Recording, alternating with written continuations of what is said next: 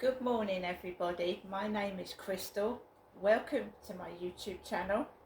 I'm here in my flat in Rochester.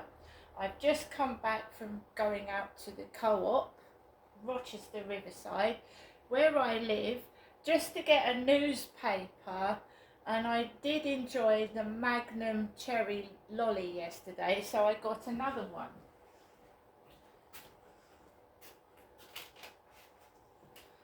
I've just been finishing off my Magnum Cherry Lolly, which I put down somewhere. So that's what it looks like inside. Cherry.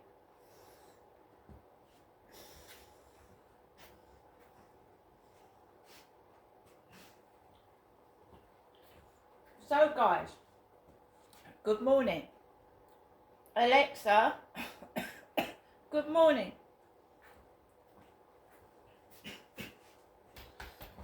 Let's put the volume up. 70 years later, Dennis and his pal Masher are still getting up to mischief. Alexa, good morning. Good morning. On this day in 1994, the Church of England ordained women priests for the first time. These days women make up over 25% of UK clergy. I wonder if Digley still has a female vicar.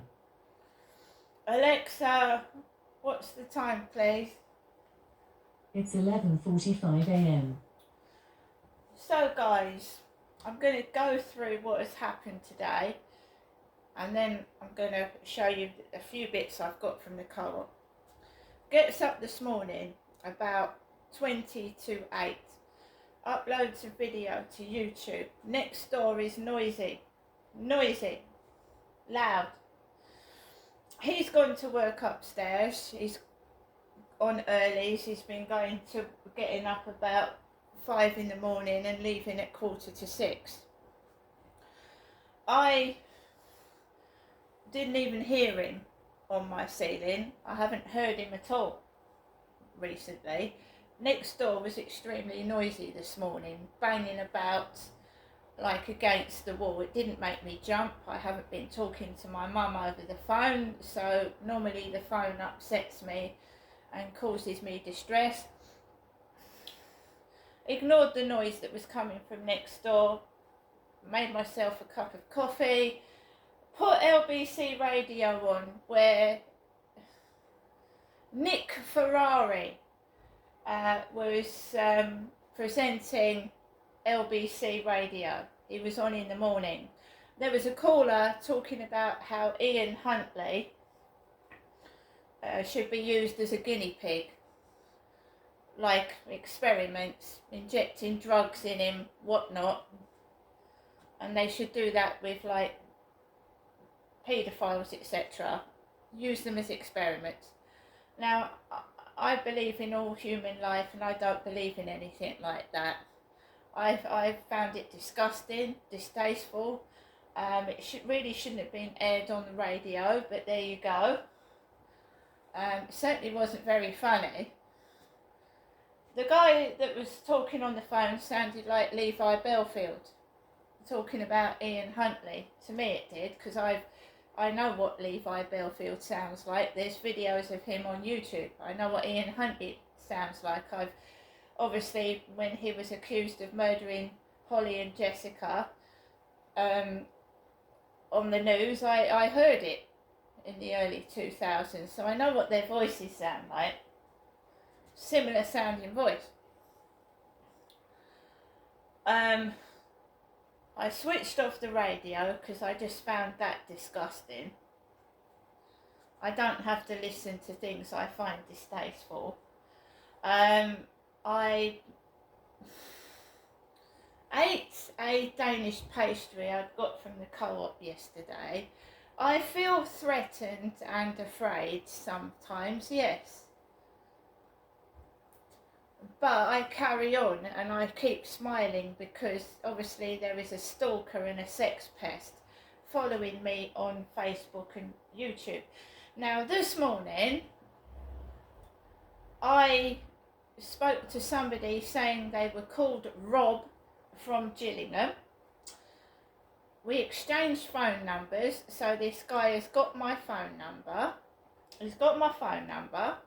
He looked and sounded absolutely genuine, just an inconspicuous guy with a bald head and black hair, a bit like a guy I met, Costas Constantino, at my old abode in Chatham about 8 years ago. Costas Constantino, he looked like him, but he was like shorter, and it appeared absolutely 100% genuine. He had a picture of himself with his mum on the Facebook profile, so it started off completely normal. And then he arranged to meet me down Rochester High Street in Costa Coffee, right? Now, I don't trust anybody. I've told you that, so I wasn't getting ready to go out anywhere or get ready for anything. I went out with Max after I'd spoken to this Rob who said he lived in Gillingham near the Strand. Went outside on my own with Max, walked around the field. There was two men. There was a black man with dreadlocks sat on a bench with a yellow fluorescent waistcoat. There was a man with a black hood over his head with another dog. I went out to the co-op yesterday. I've got food in my fridge. My mother did not speak to me since yesterday morning. Right? She didn't speak to me lunchtime, she didn't speak to me in the evening, and she hadn't talked to me this morning. No. And you know what my mother's like. She's constantly on the phone to myself. So I began to worry a little bit, because that's the person I am, even when someone's horrible to me. So I began to worry a bit. So I went around the field. Apart from these two blokes, there really wasn't anybody else.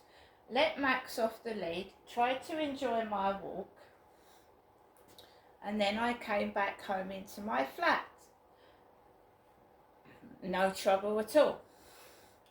This Rob had continued to ask me questions, personal questions.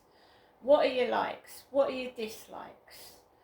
And I thought, for a guy that's just lost his wife, he's told me he lost his wife in 2023. She died after going into hospital for a hysterectomy.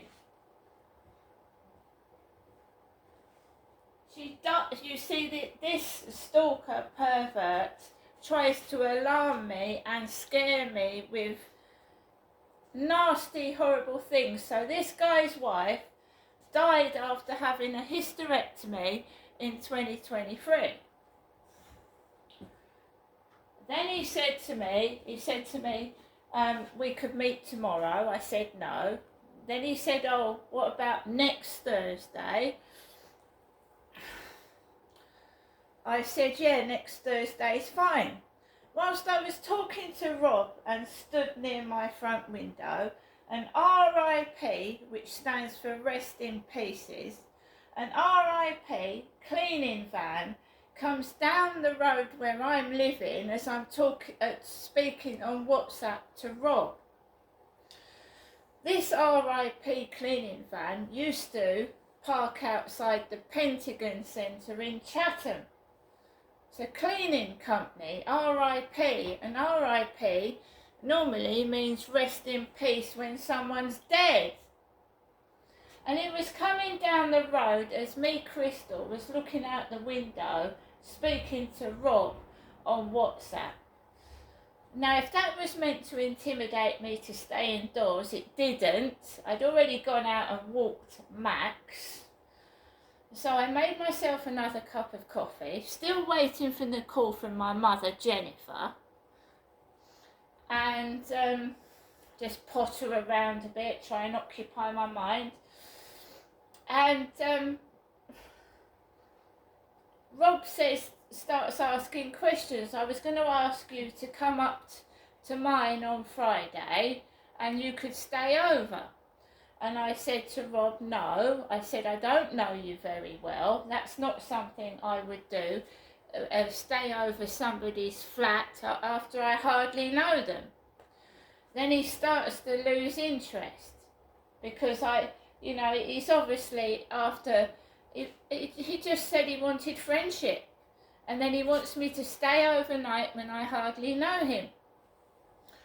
So he says to me, oh, I'm sorry, I don't think this is going to work out. No, because I won't sleep with you. Oh, I'm sorry, this isn't going to work out. I'm sorry, I'm going to have to go. So he'd arranged to meet me next Thursday in Costa Coffee, in a cafe. He was going to buy me a coffee. Then he says, oh, he's changed his mind because I won't stay overnight with him. And he says, I'm going to delete you and bye. So I said, well, I got the same vibes from you. Bye. Didn't affect me at all. They're just people mucking about, the trolls. It didn't affect me at all.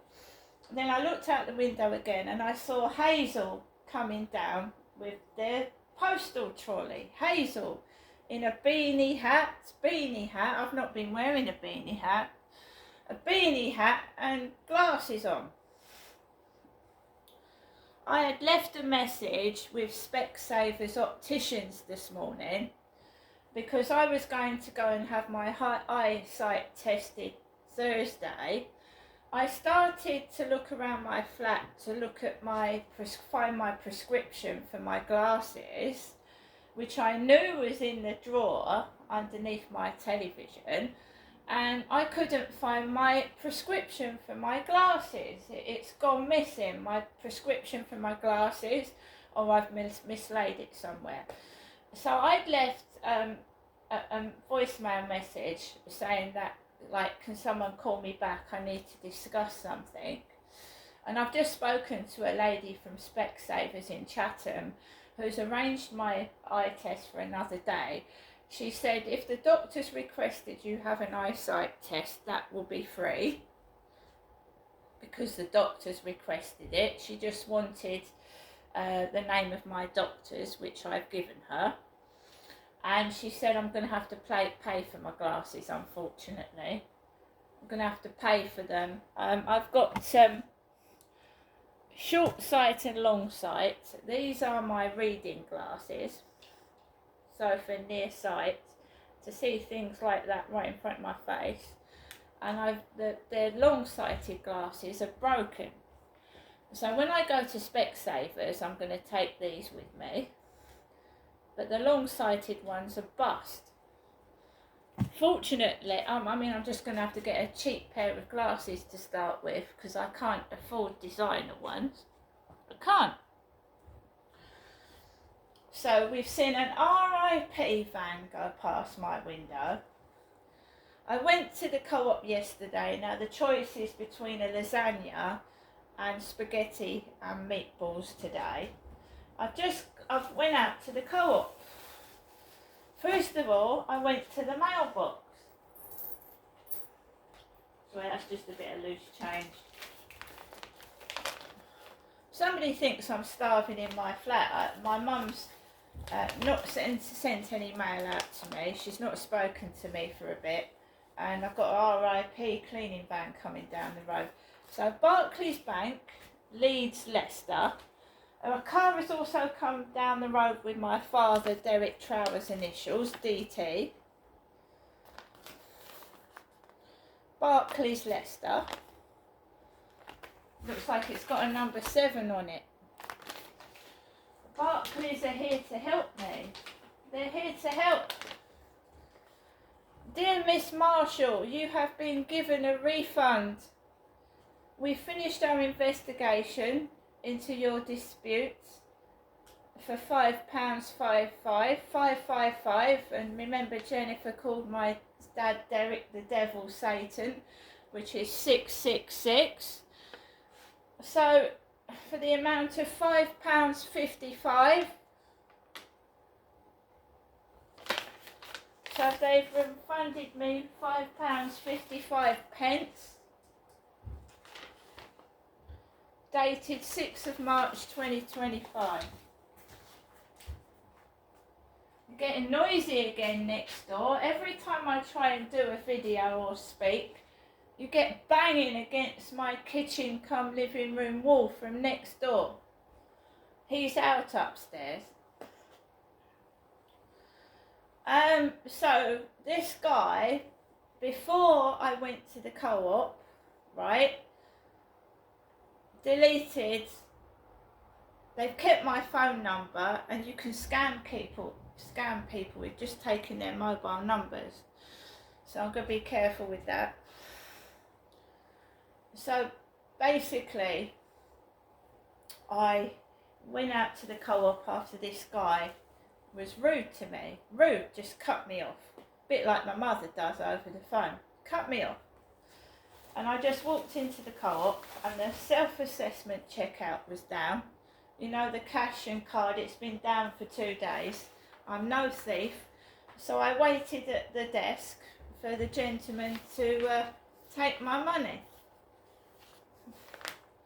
£1.10, the mail, the Daily Mail, I've got that. And I've just picked up, I've got my lunch. I just wanted a yuzu, banana yuzu, some extra chewing gum. I didn't like the chewing gum I got yesterday. It tasted vile. Plastic bag. Yeah, the chewing gum I chewed yesterday, it tasted disgusting for some reason. And my Magnum Nolly, which was £2.40. So I'm now going to choose between meatballs and spaghetti and lasagna, which I got yesterday. I spent 40 quid. And I come home, when I walked up the road, there was a train, a wagon, a yellow train wagon coming down over the Rochester Strood Bridge to the railway station with Rob on it and 69.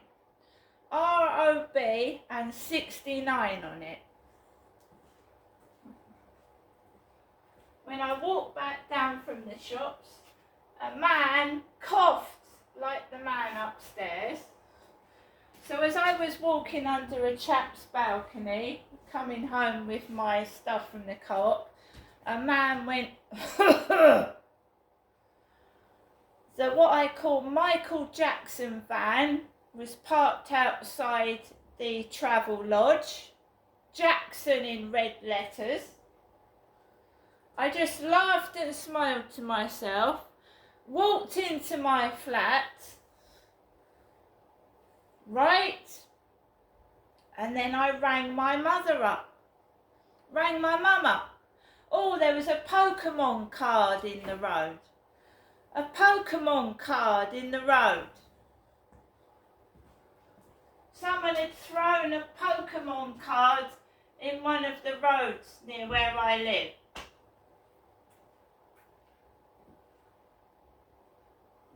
Pokemon. It's a child's card game, isn't it? And came into my flat, rang my mother up. Oh my God, I got my head snapped off. My mother snapped my head off.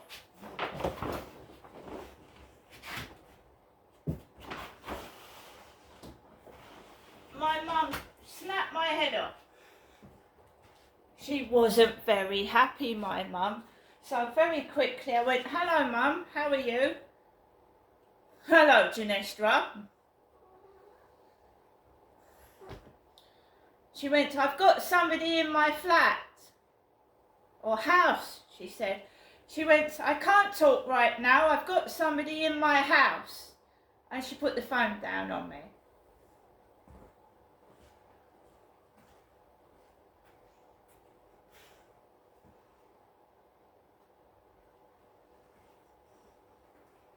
Not very happy at all, she wasn't. I'm going to go off in a moment, cook my lunch. I hope everybody has a great day, but that's not me. I don't shout and hiss at people, and I'm not rude. Right? So basically, she was trying to make out she was me. I don't hiss, I don't snap. And she said, I'll call you again, and I called my mother. Someone's committing fraud and they're going to be caught. They certainly are. See you later.